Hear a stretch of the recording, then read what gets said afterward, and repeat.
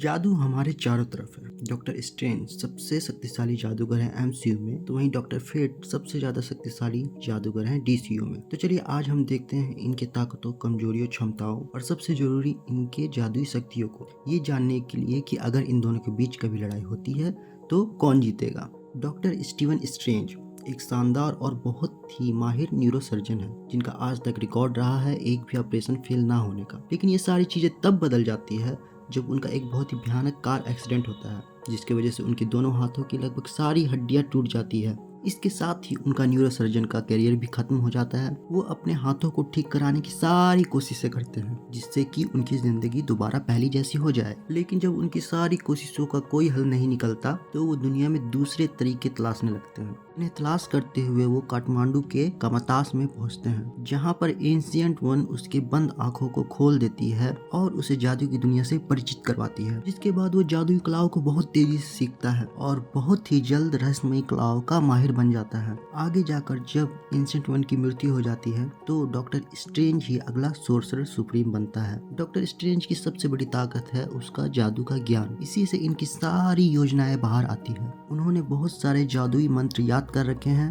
Doctor strange एक genius है जो किसी भी चीज को देखकर उसे याद रख सकते हैं। इसी वजह से वो कई बहुत ही कठिन जादुओं को भी करने में लगातार कामयाब हो जाते हैं। यही कारण है कि सिर्फ 1 साल के अभ्यास के बाद वो बहुत ही प्राचीन जादुओं को समझने और उसका इस्तेमाल करने में सक्षम हो जाते हैं। जिसके बाद उन्हें लाइब्रेरी के अंदरूनी भागों में जाने की इजाजत मिल जाती है, जहाँ पर सिर्फ बहुत ही माहिर जादूगरों के लिए किताबें रखी गई है। डॉक्टर स्ट्रेंज ने कैस्टिलियो किताब के जादुई मंत्रों को भी सीखा, जो कि इतने प्राचीन और कठिन है कि उसे खुद सोर्सरर सुप्रीम के लिए भी समझना बहुत मुश्किल है। मोडो ने कहा है कि डॉक्टर स्ट्रेंज को विरासत में मिस्टिक आर्ट को समझने की ताकत मिली है, जबकि एंशिएंट वन ने डॉक्टर स्ट्रेंज को जादू सिखाने से पहले ही कहा था कि वो हम सब में से सबसे बेहतर जादूगर है। आप सभी को याद होगा कि डॉक्टर स्ट्रेंज ने डोरमामू के साथ लड़ाई करते हुए एक इन्फिनिटी टाइम लूप में बहुत समय गुजारा है, जहां पर उन्होंने अपने सीखे लगभग सारे जादुओं का इस्तेमाल किया और उनमें और ज्यादा महारत हासिल की।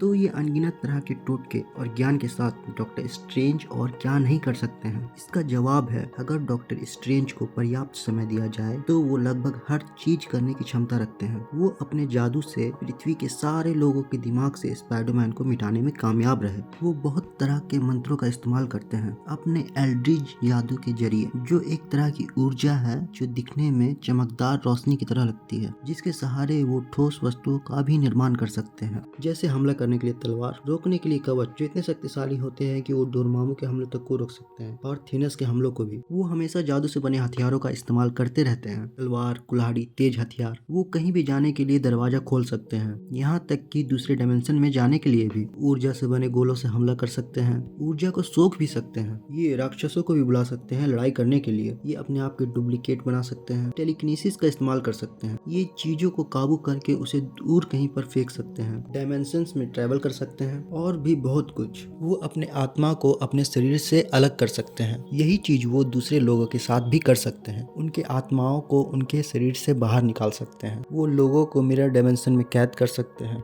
यहाँ तक कि वो मिरर डायमेंशन की वास्तविकता को बदलते हुए लड़ाई कर सकते हैं। डॉक्टर स्ट्रेंज की कोई लिमिट नहीं है कि वो क्या कर सकते हैं, यहाँ तक कि वो मुर्दों को भी जिंदा कर सकते हैं, आत्माओं को काबू में कर सकते हैं, धुन के जरिए लड़ाइयाँ कर सकते हैं, जो देखने में बहुत ही कमाल का लगता है। अब आप भी समझ गए होंगे ऐसा क्या है जो डॉक्टर स्ट्रेंज नहीं कर सकते। केंट नेल्सन जस्टिस सोसाइटी के फाउंडिंग मेंबर्स में से एक है। जब वो अपने बहुत ही पुराने जादुई हेलमेट फेट को पहनते हैं तो वो जादू का इस्तेमाल करने वाले डॉक्टर फेट में बदल जाते हैं, सर्वेंट बन जाते हैं लॉर्ड ऑफ ऑर्डर के। बहुत सालों तक टावर ऑफ फेट के अंदर रहने के बाद, जहां पर वो अपनी अंदरूनी शांति खोज रहे थे, इसी दौरान डॉक्टर फेट को ब्लैक एडम का एक विजन आता है, जहां पर वो जस्टिस सोसाइटी के सभी लोगों को मार डालता है। इस विजन को देखने के बाद डॉक्टर फेट अपने जस्टिस सोसाइटी को दोबारा ज्वाइन करते हैं, ताकि वो उनके साथ जाकर ब्लैक एडम को रोक सके। इस चीज को ध्यान में रखते हुए कि उन्होंने जो विजन देखा है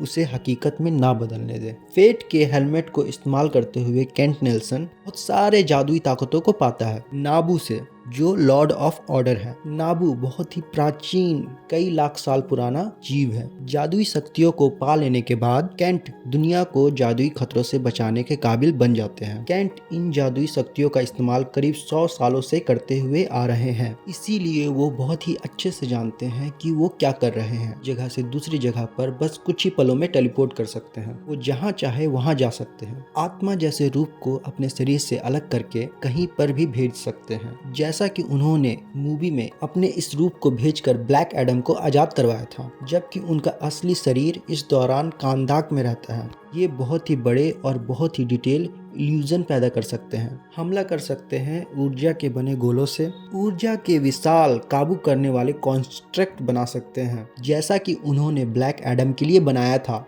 जिसने उसे रोक लिया था और चोट भी पहुंचाया था। यही चीज उन्होंने सबबाग के साथ भी किया था। डॉक्टर फेट ऊर्जा से बने कवच को भी बना सकते हैं, जो बहुत ही ज्यादा शक्तिशाली होते हैं। ये ब्लैक एडम के हमलों का सामना कर सकते हैं। वो अपने इस कवच से जस्टिस सोसाइटी के बाकी लोगों को भी सुरक्षित रख सकते हैं। कवच को बनाए रखते हुए वो सबबाग के साथ लड़ाई कर सकते हैं, और साथ ही वो अपने एक आत्मा जैसे रूप को ब्लैक एडम के पास भेज सकते हैं, और ये सारे काम वो एक साथ कर सकते हैं। इसके अलावा डॉक्टर फेट को बहुत ही पसंद है अपने डुप्लीकेट्स को बनाना, जो कि उनके सारे खूबियों को रखते हैं, बस वो सब जैसे क्रिस्टल से बने रहते हैं। उनके ये डुप्लीकेट्स इतने शक्तिशाली होते हैं कि वो ब्लैक एडम और सबबाग को कुछ समय के लिए रोक सकते हैं। अब आपको क्या लगता है, अगर इन दोनों के बीच लड़ाई होती है तो कौन जीतेगा? जैसा कि मुझे लगता है और आप सभी को एहसास है कि डॉक्टर स्ट्रेंज के पास बहुत सारे टोटके और तरीके हैं जिनका उन्होंने इस्तेमाल किया है, और ये जाहिर सी बात है क्योंकि वो करीब 5 मूवीज में आ चुके हैं, जबकि डॉक्टर फेट अभी हमें सिर्फ एक मूवी में नजर आए हैं। हमने अभी तक डॉक्टर फेट के सिर्फ 2 लड़ाइयों को देखा है, जबकि डॉक्टर स्ट्रेंज के बहुत सारे। डॉक्टर स्ट्रेंज अपने यूनिवर्स के एक जीनियस हैं, जिन्होंने कामातास के लगभग सारे जादुओं को सीख लिया है। अपनी कई सारी जिंदगियां बिताई है डोरमामू के साथ लड़ाई करते हुए डार्क डायमेंशन में। वहां पर उन्होंने अपने सीखे गए जादुओं का अभ्यास किया।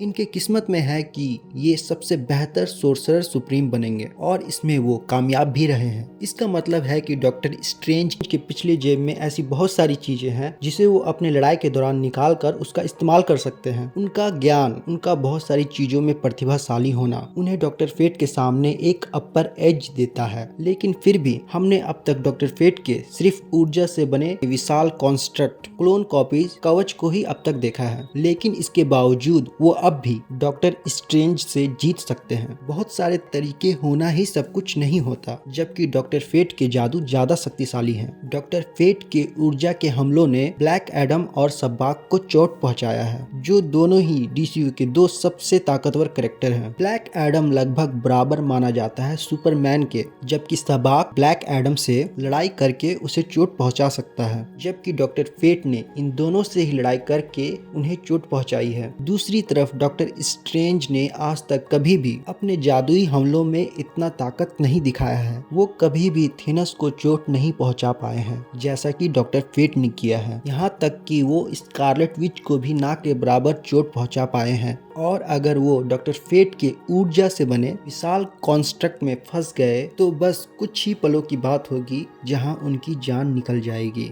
हमने देखा ब्लैक एडम जादुई ऊर्जा से बने कॉन्स्ट्रक्ट के बीच दर्द से चिल्ला रहा था, तो यही हालत डॉक्टर स्ट्रेंज की भी होगी। भले ही डॉक्टर स्ट्रेंज ने हमें अब तक बहुत तरह के जादू दिखाए हैं, लेकिन डॉक्टर फेट के गिनती के जादू उन्हें अब भी विजेता बना सकते हैं। मुझे इसमें पूरा यकीन है। अगर आपको लगता है डॉक्टर फेट का शारीरिक रूप से ज्यादा शक्तिशाली होने से कुछ खास फर्क नहीं पड़ता, और जादू की लड़ाई में शारीरिक रूप से ज्यादा शक्तिशाली होने का कोई मतलब नहीं बनता, लेकिन इस लड़ाई में ये चीज बहुत ही महत्वपूर्ण है। हम सभी अब जान गए हैं डॉक्टर फेट ज्यादा शक्तिशाली है, ज्यादा कठोर है, और डॉक्टर स्ट्रेंज के मुकाबले बहुत ही ज्यादा तेज है। अगर हम दोनों की जादुई कवच की बात करें तो यहाँ डॉक्टर फेट ब्लैक एडम के लाइटनिंग को अपने कवच से रोक सकते हैं, बहुत बड़े धमाकों को भी रोक सकते हैं। दूसरी तरफ डॉक्टर स्ट्रेंज पावर स्टोन से निकले ऊर्जा के धमाकों को रोक सकते हैं। ये देखने में बहुत ही कमाल का लगता है, लेकिन ये पूरे प्लेनेट को तबाह करने वाले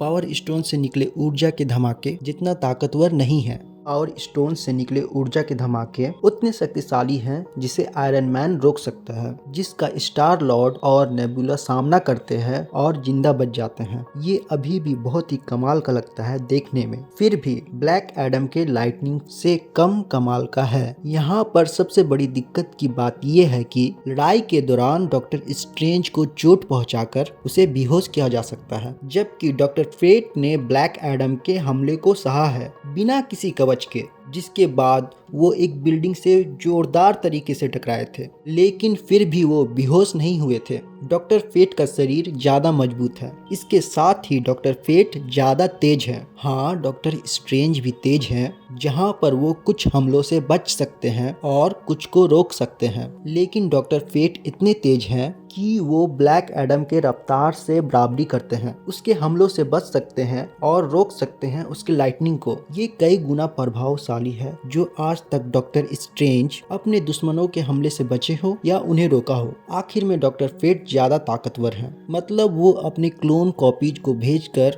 ब्लैक एडम और सब्बाक को रोक लेते हैं। हाँ, डॉक्टर स्ट्रेंज ने भी बिल्कुल ऐसा ही जादू किया था, अपने 100 से ज्यादा डुप्लीकेट बनाकर कुछ पलों के लिए थेनस को रोका था, लेकिन सिर्फ 6 डुप्लीकेट को भेजकर ब्लैक एडम को रोकना कई गुना ज्यादा शक्तिशाली होने का प्रमाण है। डॉक्टर स्ट्रेंज ने ये सिर्फ एक बार किया है, जबकि डॉक्टर फेट के लिए ये करना लड़ाई में उसके रणनीति का एक हिस्सा है। अब आखिरी चीज, डॉक्टर स्ट्रेंज को कोई भी जादू करने के लिए अपने हाथों का इस्तेमाल करना पड़ता है, इसीलिए अगर आप डॉक्टर स्ट्रेंज को रोकना चाहते हैं तो आपको उनके हाथों को काबू में लाना होगा। इब्नी माँ ने ये करके दिखाया है, जिसके बाद वो उसे हराने में कामयाब हो गया था। स्पाइडरमैन ने भी ये करके दिखाया है, जिसके बाद वो उन्हें हराने में कामयाब हो गया था। जबकि डॉक्टर फेट का ये एक साधारण रणनीति रहा है, डुप्लीकेट भेजकर अपने दुश्मनों को काबू में करना। ये बहुत ही बुरा है डॉक्टर स्ट्रेंज के लिए। इसकी बहुत ज्यादा संभावना है कि डॉक्टर फेट डॉक्टर स्ट्रेंज को अपने हाथों का इस्तेमाल नहीं करने देंगे। वो ब्लैक एडम और सब्बाक को रोकने में कामयाब रहे हैं, इसी वजह से उनके लिए डॉक्टर स्ट्रेंज को काबू करना काफी आसान होगा।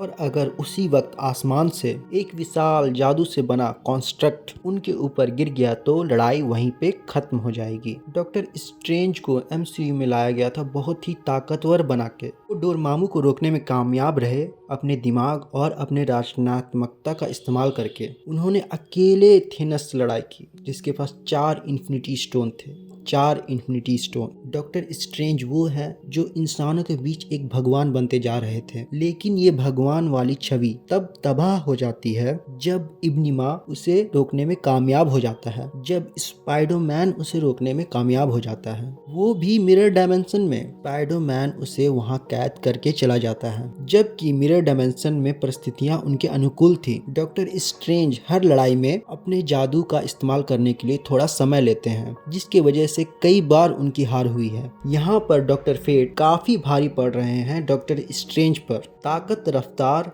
और शक्तिशाली जादू के मामले में। डॉक्टर फेट के लड़ाई करने का तरीका ऐसा है जहां पर डॉक्टर स्ट्रेंज पूरी तरह से फंस जाएंगे। डॉक्टर स्ट्रेंज को अपने हाथों को हिलाना पड़ता है जादू का इस्तेमाल करने के लिए। दूसरी तरफ डॉक्टर फेट रणनीति के अनुसार अपने डुप्लीकेट को लड़ने के लिए भेजते हैं, अपने दुश्मनों को काबू करने के लिए। इसके बाद अगर वो ऊर्जा से बने विशाल कॉन्स्ट्रक्ट को आपके ऊपर गिरा दे जो ब्लैक एडम और सब्बाक को चोट पहुंचा सकती है, तो यहाँ पे लड़ाई खत्म होना तय है। क्या आपको नहीं लगता डॉक्टर फेट जीत रहे हैं? मुझे लगता है डॉक्टर फेट इस लड़ाई को जीतेंगे, लेकिन आप क्या सोचते हैं, कौन जीतेगा? कमेंट करके जरूर बताएं।